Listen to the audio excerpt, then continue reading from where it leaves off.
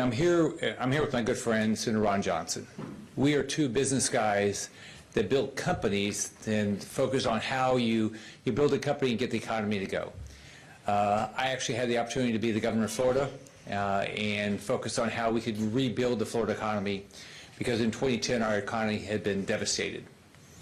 In 2010, more people left Florida than moved in. In 2010, we had 1.1 million homes from foreclosure. In 2010, home prices had dropped in half in 4 years. It was very difficult to get a job.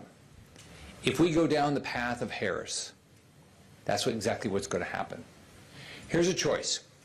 Donald Trump is a business guy, understands how businesses work. Harris has no earthly idea how businesses work. Her vice president pick has no idea how businesses work. They've not built businesses. They've not had to deal with a profit loss statement. They've not dealt with the cost of a commodity like energy. They've done none of these things. When Donald Trump was president, inflation was low. Gas prices were $1.87. Probably the most important thing you can do if you want to have a good economy, have less expensive energy. That's the most important thing you can do. Because energy goes into everything, into every product, every service, everything we do. But you can just look at it.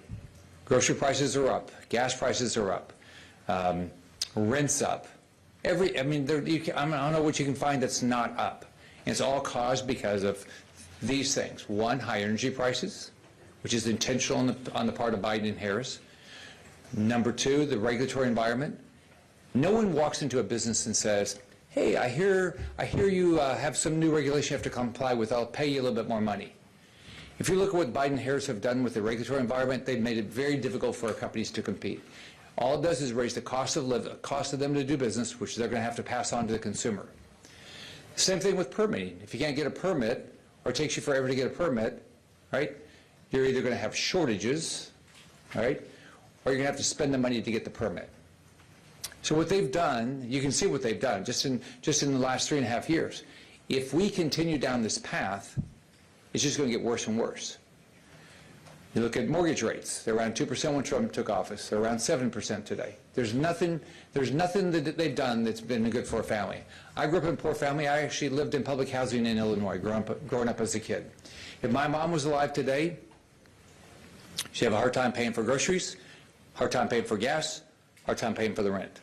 And wages haven't even come close to staying up with this inflation.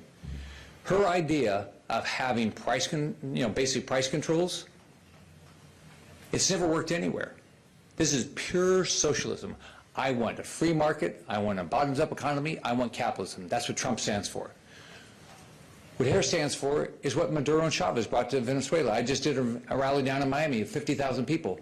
They rejected it because nobody's in better shape down there unless you're part of the Maduro regime.